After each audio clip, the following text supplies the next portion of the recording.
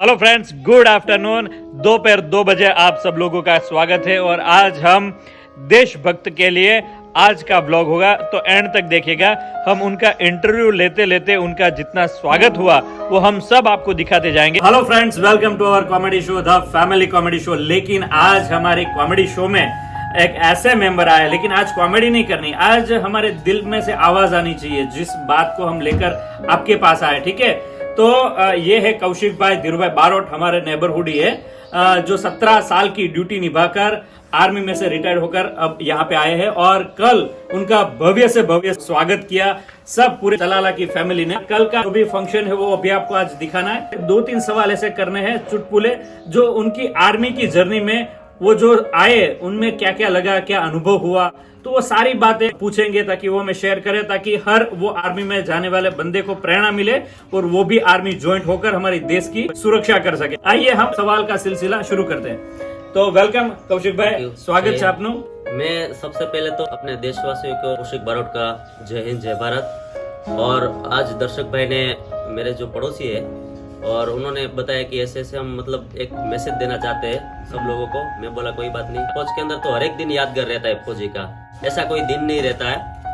और दूसरा कि एक घर परिवार को छोड़ के भी जाना पड़ता है, तो शुरू में थोड़ा टफ है, लेकिन एक राष्ट्र सेवा की जो हमारे दिल में जो भावनाएं होती है ना, वो हमें कभी पीछे नहीं हटने देती। 17 साल भारतीय सेना में, तब भारत के हर एक कोने में रहने का मौका मिला। आर्मी छोड़ने के बाद आर्मी को तो बहुत मिस कर ही रहा हूँ अभी भी, और करता रहूंगा। ऐसी कोई जगह नहीं कि जहाँ पे मेरी पोस्टिंग ना आई हो। मतलब बहुत ही मुझे अच्छा लगा और हमेशा मिस करता रहूंगा। क्या बात है, क्या बात, मतलब आपकी पूरी फैमिली थी वो, है ना, जहाँ पर भी आप गए थे। बहुत ही बढ़िया। दूसरा प्रश्न करते हैं कि आपका एक ऐसा काम जो आपको बार बार याद आता हो, है ना। एक कौशिक दूसरे कौशिक को अगर सलूट करना चाहे तो किस तरह करेंगे? अपने हाथ में 5 उंगलियां होती है और सबका काम बराबर होता है। ऐसे ही मतलब जनता अपने अपने जगह पे अपने अपने फील्ड में हो, चाहे कोई भी फील्ड हो, सब अपना मतलब कर्तव्य निभा रहे हैं। राष्ट्र प्रेम सबसे ऊपर है, बाकी सब पीछे है। अगर हमें मतलब हिंदुस्तान की इस पवित्र भूमि पे जन्म मिला है तो हमें उस अपने देश के लिए भी कुछ करना चाहिए। भी अपने अंदर काबिलियत है उसी हिसाब से करें। क्या बात, बहुत बढ़िया। मेरे से ये काम हुआ तो मुझे अच्छा लगा। ऐसा कोई देखो, एक फौजी का तो हर एक दिन मतलब ऐसे ही रहता है कि जब वो अपनी ड्यूटी के लिए बाहर निकलता है तो उसका कोई पता नहीं होता है कि मतलब आज उसके साथ क्या होने वाला है। अच्छा। लेकिन उसके अंदर जो एक देश सेवा का जज्बा होता है ना, वो कभी उसको झुकने नहीं देता है। हम लोग हमारे यादगार पल तो बहुत ही, हम लोग यहाँ से जब मैं 2004 में इंडियन आर्मी ज्वाइन किया था, तो हम यहाँ से मतलब गुजरात के 10 बंदे एक साथ ट्रेनिंग में बेंगलोर के लिए रवाना हुए थे। और बहुत ही मतलब ट्रेनिंग का क्षण मतलब इतना कठिन भी था, लेकिन उस कठिनाई को हमने कभी महसूस नहीं होने दिया। हम एक दूसरे के सहारे, क्योंकि देखो फौज में ऐसा होता है ना कि साल में बंदा 3 महीना छुट्टी आता है, तो अपने माँ बाप अपनी फैमिली से ज्यादा तो वो अपने फौजी भाइयों के साथ रहता है। तो हमेशा ऐसा यादगार पल रहता है। ऐसी कोई घटना रहती है, मतलब अच्छी भी रहती है, कभी दुखद भी। ऐसा हादसा भी हो जाता है कि वो दिल से निकलता नहीं, अपने साथ वाला भाई के साथ कुछ ऐसा भी हो जाता है। लेकिन फौजी लाइफ में ये सब चलता रहता है, तो ग्रेट, मतलब कभी भुला नहीं सकते। क्या बात है। लेकिन आपके जो भाई है वो जब रिटायर होकर यहाँ पे आते हैं तो उनके लिए क्या मैसेज देना चाहते हो? जैसे आप रिटायर होकर आए, तो आप रिटायर के बाद की लाइफ जो है वो किस तरह की सबकी होनी चाहिए, उसमें कुछ आपको कहना है? देखिए, इसके बारे में मैं ये बोलूंगा कि एक तो पहले मैं गवर्नमेंट से विनती करना चाहता हूँ कि एक फौजी के साथ क्या होता है कि वो जनरली क्या होता है 10वीं पास या 12वीं पास के ऊपर वो फौज सेना ज्वाइन करता है। उसके बाद क्या होता है अपने 17 या 18 साल की उम्र में वो घर बार छोड़ के चला जाता है। और उसके बाद जब वो 36 या 37 साल की एज में रिटायर होके आता है ना, तो उसके बाद क्या होता है कि उसके ऊपर घर की जिम्मेदारी बढ़ जाती है, बच्चे बड़े हो जाते हैं, स्कूल की पढ़ाई, ये सब आजकल के खर्चे, तो उसको दूसरी जॉब की तुरंत जरूरत पड़ती है। पेंशन के ऊपर इतना नहीं चल पाता। तो उसमें क्या होता है कि जो भी गवर्नमेंट की जो भी भर्ती आती है या जो भी है, तो उसमें क्या होता है कि उसके लिए टफ हो जाता है, क्योंकि उसने मतलब बीच में 17 या 18 साल का गैप हो जाता है पढ़ाई छोड़ के। हाँ। तो मेरा मतलब सरकार से ये अनुरोध है कि आप मतलब सेना के जवान के लिए, दूसरी नौकरी के लिए मतलब सरकार को और भी मतलब सोचना चाहिए। उसके लिए थोड़ा सा आसान अगर हो जाए तो बहुत ही अच्छा रहेगा। तो कौशिक भाई ने बहुत ही बढ़िया सरकार से दरख्वास्त की है कि भाई रिटायर होने के बाद क्या, क्योंकि उसके बाद भी लाइफ है। वो जो जर्नी 17 साल निकल कर आए, उसके बाद वो एजुकेशन में पीछे रह गए होंगे, क्योंकि 17 साल सिर्फ और सिर्फ आर्मी में आगे गए। तो रिटायर्ड होने के बाद नए स्टूडेंट जिस तरह आर्मी में आते हैं, उनके पास नॉलेज ज्यादा होता है। जो 17 साल बिताकर आते हैं, उनके पास तो पढ़ाई लिखाई बहुत कम हो जाती है। तो उसके बाद वो रिटायर्ड होने के बाद कहीं ना कहीं भर्ती होने जाते हैं, तो बहुत दिक्कत आती है। तो सरकार को अनुरोध किया है कि कुछ ना कुछ रिटायर्ड के बाद एक ऐसा हर एक आर्मी, हर एक फौजी के लिए किया जाए जो आगे की जिंदगी को बेहतर बना सके। ठीक है, तो ठीक है कौशिक भाई। और एक आपकी फैमिली को आप कितना मिस करते थे? मैं फौज में था, टाइम निकल जाता था ड्यूटी में, पता नहीं चलता था।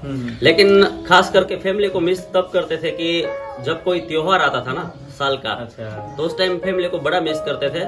लेकिन हम लोग फिर प्राउड भी करते थे जब हम छुट्टी आते, हमारे दोस्त वगैरह, फैमिली वगैरह हमें इतना इज्जत देते थे और मतलब इज्जत प्यार से बुलाते थे। तो प्राउड, वो खुद हमारे गांव वाले भी खुद प्राउड करते थे, तो हमें उससे खुशी मिलती थी। तो हमें कभी ऐसा फील नहीं हुआ कि आज हमारी दीपावली घर पे नहीं हो पाई, या होली का त्योहार है तो हम घर पे नहीं मना पाए, नवरात्रि है तो नवरात्रि थोड़ा बहुत होता था, लेकिन इतना मतलब हमें हिम्मत रहती थी। हिम्मत, हाँ, वो अपने आसपास के लोगों से मिल जाती थी। हाँ, तो ऐसा होता है भाई। कल जैसे चलाला के वासियों ने धूमधाम से कौशिक भाई का स्वागत किया, तो इस तरह हर फौजी का मान सम्मान होना चाहिए, क्योंकि ये हम सबसे ऊपर है। उनके पास सरकार ने जैसे दरख्वास्त की कि भाई उनकी लाइफ के लिए कुछ सोचना चाहिए, क्योंकि वो हमारे पूरे देश के लिए सोच रहे हैं, तो हमें उनके लिए सोचना चाहिए। वो हमारी जिम्मेदारी आती है। तो खास सरकार से ये दरख्वास्त है। और एक लास्ट क्वेश्चन है कौशिक भाई के लिए कि एक तरफ कौशिक भाई बंदूक की गोलियां चलती हो, एक तरफ माँ की ममता भुलाती हो, तो दिल से क्या आवाज निकलती है?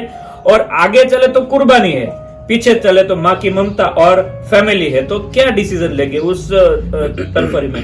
देखो, मेरा पहले तो यही है कि आप अगर भारतीय सेना में आए हो तो पहले तो माँ बाप की मंजूरी मिलती है, उसके बाद ही मतलब हम लोग आते हैं। साइन किया, पहले सब कुछ डॉक्यूमेंट साइन किया जाता है। अच्छा, हाँ, तो ऐसा नहीं होता। देखो, कभी जब अगर हम, ऐसा तो कभी हुआ भी नहीं है कि लड़ाई का माहौल हो या कोई फौजी अपना मतलब वहां से छोड़ के घर आ गया हो। क्योंकि घर आने के बाद तो वो तो और मतलब गुस्सा हो जाएंगे माँ बाप की, तो कि हमारा नाम मतलब ये किया, तूने बदनाम किया हमारे, ये सब। तो ऐसा तो कभी नहीं हुआ है। तो मैं अभी पहले भी बोला था और अभी भी बोल रहा हूँ कि सबसे पहले देश है। जिस देश में आप, जिस मिट्टी में पैदा हुए हो, उसके लिए आपका फर्ज बनता है। बाकी सब पीछे है। बस भगवान ने अगर जन्म दिया है तो कुछ अपने देश या राष्ट्र के लिए कुछ करना चाहिए सब। बहुत ही बढ़िया, बहुत बढ़िया, बहुत बढ़िया। तो फ्रेंड्स, ऐसे ही कौशिक भाई का कहना है कि हम आगे बढ़ेंगे, क्योंकि आगे भी एक माँ है जो हमारी भारत माता है, उनके लिए आगे चलेंगे और कुर्बानी भी देनी पड़े तो हंसते हंसते दे देंगे, क्योंकि यही आर्मी की खुमारी होती। तो कौशिक भाई, थैंक यू सो मच, आप हमारे शो में आए। ये हमारा एक फैमिली ब्लॉग है जिसमें हम सबको बुलाते हैं और सबके मन की विचार हम लोगों तक पहुंचाते हैं। तो थैंक यू सो मच, आप आए। और हमारे देश को, हमारे गांव को, हमें भी बहुत गर्व है कि कौशिक भाई, हम सब साथ में बड़े हुए, वो हमसे बड़े हैं, लेकिन आज हम सबको इस पर बहुत ही गर्व है। और हर आर्मी मैन की ऐसी हर गांव में आगता स्वागता होनी चाहिए और मान देना चाहिए। बस उनकी एक ही रिक्वेस्ट है कि रिटायर्ड होने के बाद फौजी को एक अच्छा न्याय मिले और एक अच्छी जिंदगी मिले। ठीक है, आज के लिए बस इतना ही। अब मिलते हैं कल, तब तक लाइक, शेयर और सब्सक्राइब कर दीजिए। Bye bye friends, thank you.